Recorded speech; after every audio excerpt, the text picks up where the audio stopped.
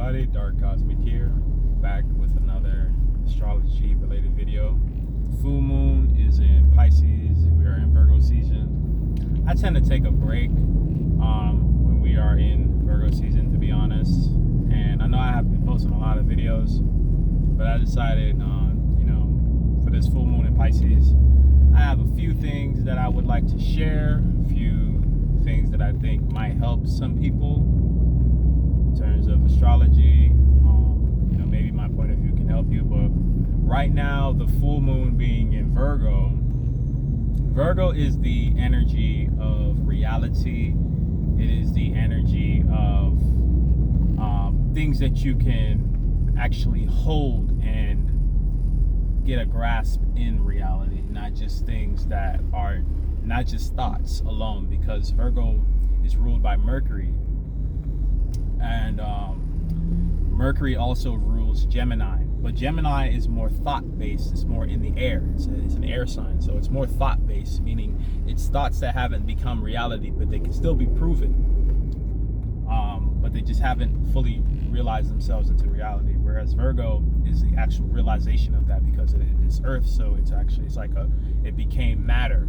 So you have that being the sun. That's what people are, putting their actions towards, or that's what they're trying to put this is what they're trying to get into, is realistic things. But the full moon is bringing an energy of imagination. So right now people are wanting to bring their emotions, their imaginations to life, or right now is where they would be seeing these things happen. They're going to be seeing their imaginations, form, like the seeds that they have planted. They will see, like, okay, this is the imagination that I had this month, and this is what it created. It's the fruit that it bears. So that's what is important to know for this full moon. Another thing I would take note about is right now the energies are very extreme, because when it's a full moon, it's like a swelling of the energy right now. So keyword full moon. So the energies are going to be in an extreme Pisces energy. So that could mean extreme imagination, extreme escapism, extreme la la land behavior. Basically, people aren't paying attention to what they're doing. Accidents can happen as a result of that, or people can feel an extreme ascension, extreme spiritual ascension within themselves, or they just feel really creative, but the bad things that come with that is just people being way too far out right now than they normally would be. And it'd be very clear to see that, because the sun is in Virgo, and so the energies of the world right now are geared towards seeing things for what they are, and being able to prove it, because it's physical and you can grasp it.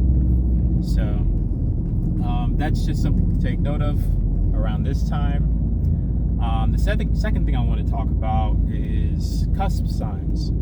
I was thinking about this the other day, how people who are cusp sign is basically when you are, I'd say, from 25 degrees to 5 degrees. 25 degrees to 5 degrees when it comes to your planets, your sign. You can look at your chart and you can always gauge whether or not this sign or planet is more of a cusp type of energy. And you can take, for example, let's just do Sagittarius and Scorpio cusp. What that would be either Scorpio 25 degrees all the way to 29 degrees, or Sagittarius 1 degrees all the way to 5 degrees. You can add, maybe 6 degrees, or even the 24, because it's still close enough to the 25 or the 5. But those are the key things. It's like 25 to 5 degrees. I hope that makes sense.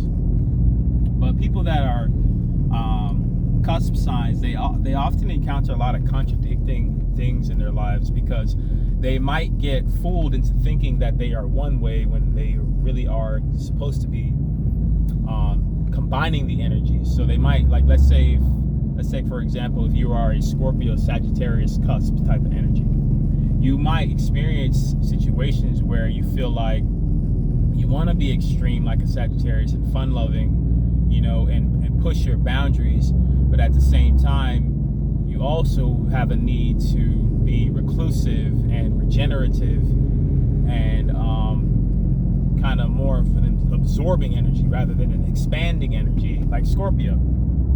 And the problem is, like, if let's say if you had a Venus here or a Mars here, what the problem with this is when you try to use this energy for things, like when you try to use it for like Venus, let's say, for like love, and you don't understand why you're not attracting the love that you want, and the whole time you're either playing on one side or the other. You're playing on the Scorpio energy or you're playing on the Sagittarius energy. You're like, why can't I get, you know, what it is that I want out of love? Why every time I go after Sagittarius's, you know, it's not what I really want?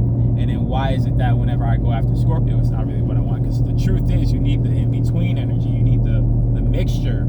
You know, you can't get the whole extreme of that energy. You don't really want the full thing. That's why you're in the cusp sign. You're in the beginning stages. You don't want the full can or the full bag of Scorpio or the full bag of Sag. You want just a little bit of each sign, you know, and whatever parts of it is good or whatever parts that are bad that come with it. But that's what you want. You just want a sprinkle of that and a sprinkle of that.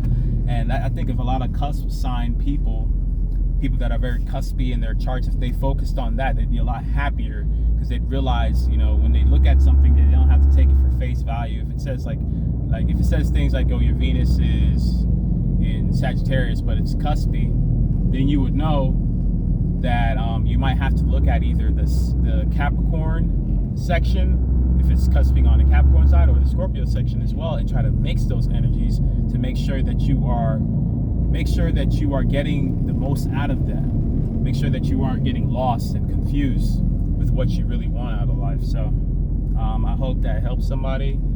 This has been a dark cosmic video. I haven't made a video in a really long time, but I hope this was very informative. Y'all take care. Peace.